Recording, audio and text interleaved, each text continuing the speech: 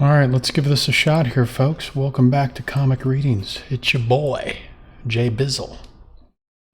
Today we're going to be going through, I got a little different layout. Went back to a little something more simple. It was becoming a pain in the ass to record all these videos and update the images and all those files and bullshit. So I decided to change the layout a little more, adjust the audio a little bit. Today we're going to go through old ROM Spaceknight number 52, which is from March of 1984, titled Total War, and it's the Wraith War part 13 of 35. So we're digging in a little bit on the Wraith War. I think right after this, so yeah, after 52 is when the official crossover starts. So we start with, I think we go to Incredible Hulk 296, then back to ROM, and then we hit some Avengers, then some more ROM, and then Uncanny X-Men, and then more ROM, and then we finally wrap up the damn event. So, you know, this issue starts off, you know, group of Wraith sorceresses discussing the gauntlet that old Romsky threw down last issue. Which was pretty much revealing to the world that wraiths lived here on Earth. And it seemed a new reveal was that the wraiths actually were planning to use Earth as a stepping stone to attack Galador once again.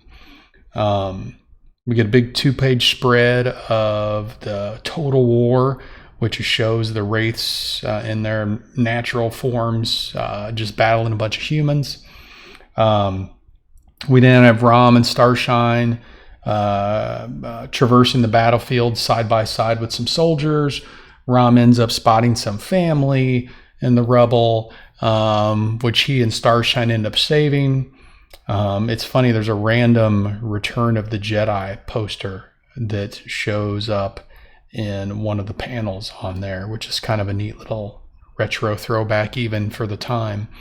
They get into a discussion about the war, which eventually leads ROM into making the suggestion to arm the citizens. You know, they're talking to one of the generals, and, you know, ROM suggests, hey, let's arm the citizens so that they're ready when the wraiths show up in their town and they aren't just caught empty-handed. The general sort of flips his shit, you know, over the idea of arming the citizens. And, you know, some things never really change, huh? So the news of the war starts spreading via TV and via the news headlines around the world. People in general are in a panic. They're either fearful or they're suspicious of their neighbors because they know the wraiths can shapeshift. So overall, it's chaotic. You know, they don't know if they're going to be attacked or if their buddy down the street happens to be a wraith. We have another scene change.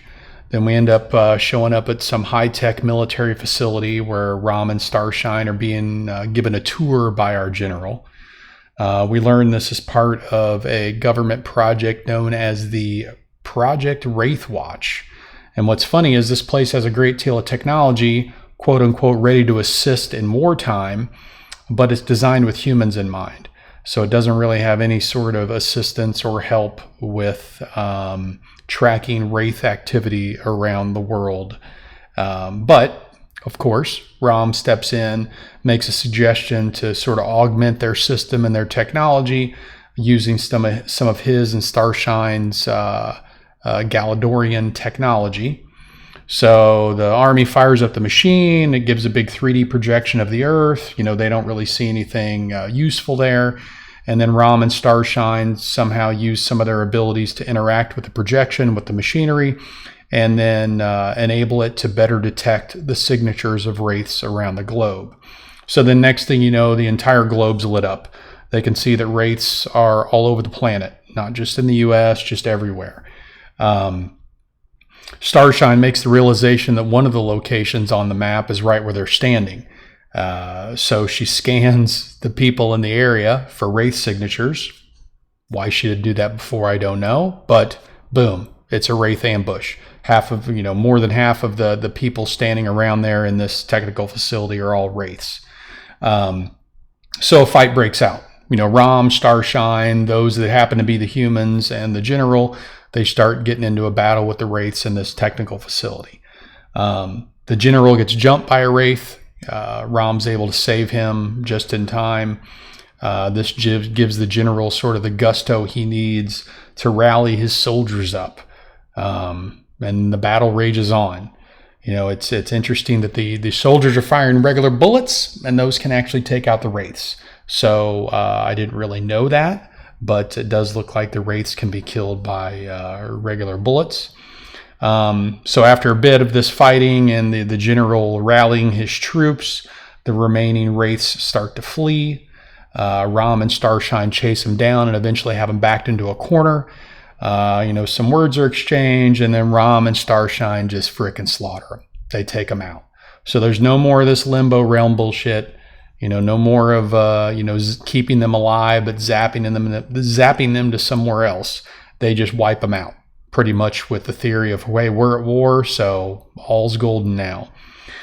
We change scenes again. The remaining soldiers are picking up after the war, gathering the dead bodies, those that remained wounded, and some comments are made about those that are dead and they can't find the remains must have been wraiths, because when the wraiths die, they just sort of disintegrate. They don't really leave any sort of remains around.